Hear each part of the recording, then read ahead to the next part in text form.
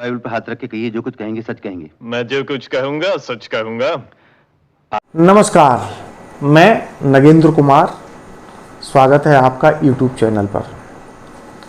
आज हम लोग जानेंगे कि न्यायालय के अंतर्गत जब कोई गवाह अपना कथन या गवाही देता है तो गीता की या कुरान की या गुरु ग्रंथ साहब की या बाइबल की ही कसम क्यों खिलाई जाती है? जो जिस धर्म का है उसके पवित्र ग्रंथ की ही शपथ क्यों दिलाई जाती है?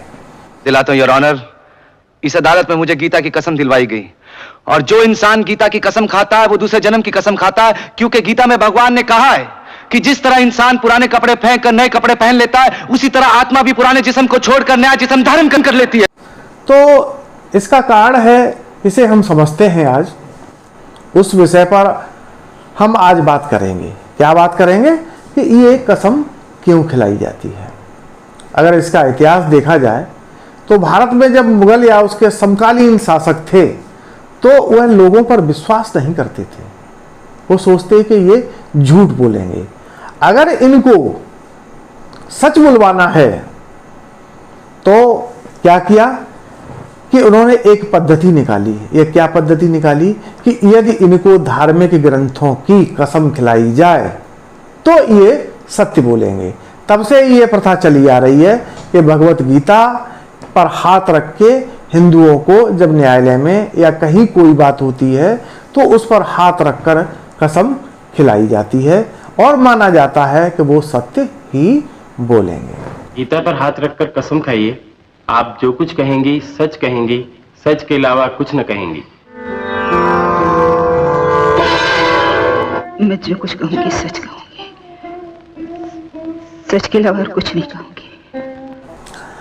यह सारा संसार मानता है कि भगवान कृष्ण ने गीता में कर्म का उपदेश दिया था, जबकि दूसरी तरफ हिंदुओं का पवित्र ग्रंथ रामायण, जिसमें मर्यादा पुरुषोत्तम श्री राम के जीवन पर आधारित है, इसमें देखा जाए तो हिंदू मान्यता के अनुसार भगवान विष्णु ने 24 अवतार लिए हैं, जिसमें से भगवान विष्णु ने से त्रेता युग में भगवान राम मर्यादा पुरुषोत्तम के रूप में अवतार लिया था और द्वापर में भगवान विष्णु ने ही द्वापर के अंत में भगवान कृष्ण के रूप में अवतार लिया था। भगवान विष्णु के 24 अवतार बताए जाते हैं, जिनमें से 10 प्रमुख अवतार माने गए हैं। कौन कौन से अवतार माने गए हैं? 10। मत्स्य अवतार, कच्छप अवतार, वराह अवतार, नरसिंह अवतार, वामन अवतार, परशुराम अवतार, उसके बाद श्री राम अवतार, श्री कृष्ण अवतार, बुद्ध, महात्मा बुद्ध और कल्कि अवतार, जिसमें कल्कि अवतार अभी होना शेष है, अभी अवतार हुआ नहीं है। तो अब ये देखा जाए कि भगवान राम मर्यादा पुरुषोत्तम राम ने रामायण में आदर्शों का बोलबाला है, उनके आदर्शों के सभी बोलबाला है। और गीता में क्या है? कर्म का उपदेश दिया। भगवान कृष्ण ने जब महाभारत का युद्ध हुआ तो अर्जुन को क्या दिया? कर्म का उपदेश दिया। तो कर्म प्रधान माना गया। भगवान कृष्ण ने जो उपदेश दिया वो क्या माना गया? कर्म प्रधान। कर्मण्येवाधिकारस्ते मा फलेषु कदाचन, कर्म प्रधान विश्व रच राखा, जो जस करे सो तस फल चाखा। यदि आधुनिक इतिहास की बात की जाए तो जब हमारे देश में अंग्रेज आए तो अंग्रेजों ने भी वही प्रथा की। क्या कि जब कोई बात होती या कोई न्यायालय में बात होती तो कोई सत्य बुलवाना हो अगर हिंदुस्तान के लोगों से, तो उन्होंने भी वही प्रथा अपनाई। क्या कि उनको पवित्र ग्रंथों को हाथ रखवाया कि इनकी कसम खा के कहो कि हम सत्य कहेंगे। तो उन्होंने तब माना कि हाँ, अगर ये पवित्र ग्रंथ पर हाथ रखकर कहेंगे तभी सत्य कहेंगे। और बाद में उन्होंने क्या किया कि 1873 में इंडियन ओथ एक्ट पारित किया और सभी न्यायालयों में आवश्यक कर दिया कि जब तक कोई कसम खा के नहीं कहेगा, यानी जो जिस धर्म का है उसकी पुस्तक पर हाथ रख के नहीं कहेगा, तब तक नहीं माना जाएगा। तो वो आवश्यक कर दिया और सभी न्यायालयों में पारित कर दिया। उसके बाद ये प्रथा स्वतंत्र भारत में 1969 1969 तक इस तरह चलती रही।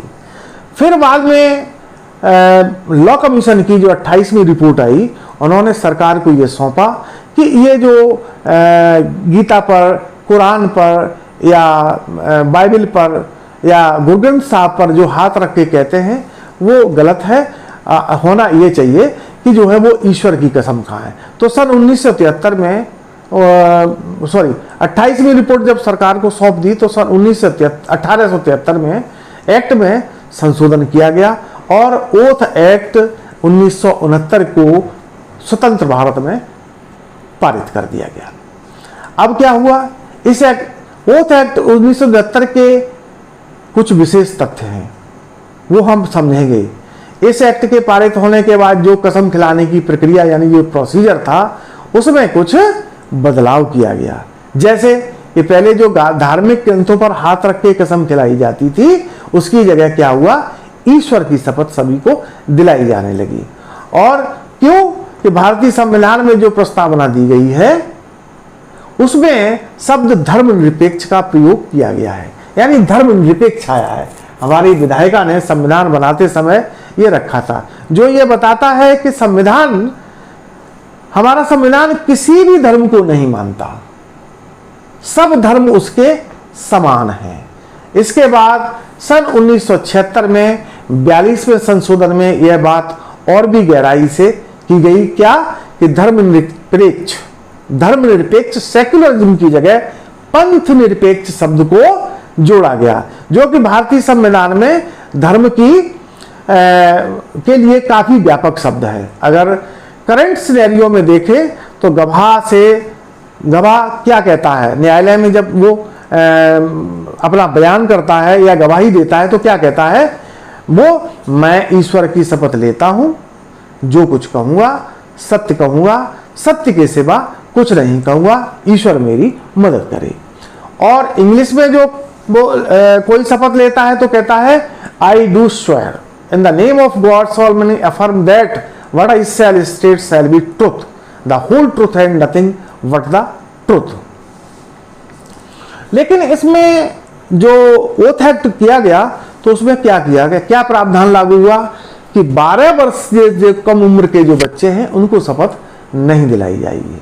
क्यों, इसका सिनेरियो क्या है, क्यों ये जोड़ता है किससे कि भारतीय दंड संहिता में धारा 82 ये प्रावधानित करती है कि 7 वर्ष से कम उम्र का यदि कोई बालक या बालिका है तो या कोई एक्ट करता है या कृत्य करता है तो वो अपराध की श्रेणी में नहीं आता है।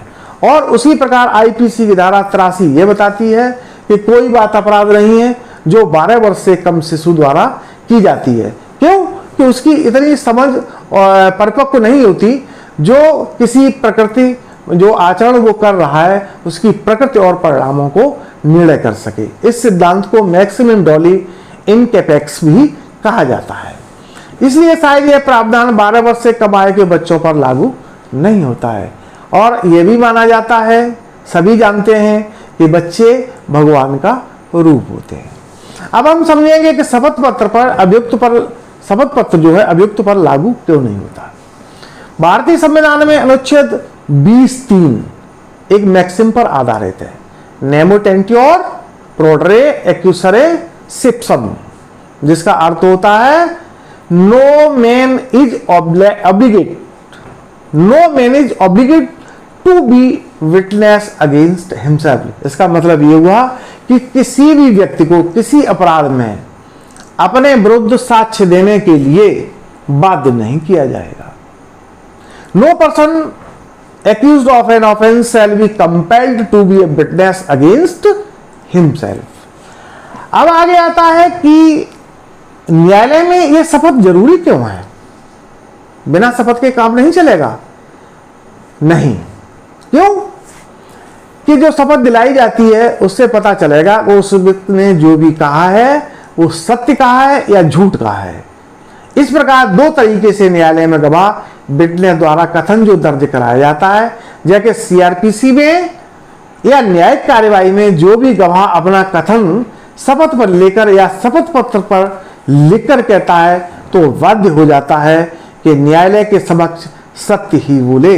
यदि ईश्वर की शपथ लेकर झूठ बोलता है तो इंडियन पेनल कोड आईपीसी के सेक्शन 193 के तहत यह माना जाएगा कि उसने अपराध किया है और इस अपराध की सजा 7 साल तक हो सकती है। तो इस तरह से ये पूरा कथन ये कहता है कि न्यायालय में शपथ क्यों दिलाई जाती है और गीता की शपथ क्यों दिलाई जाती है। ये हमारा वीडियो अगर आपको अच्छा लगे तो सब्सक्राइब करें और लाइक करें। नमस्कार।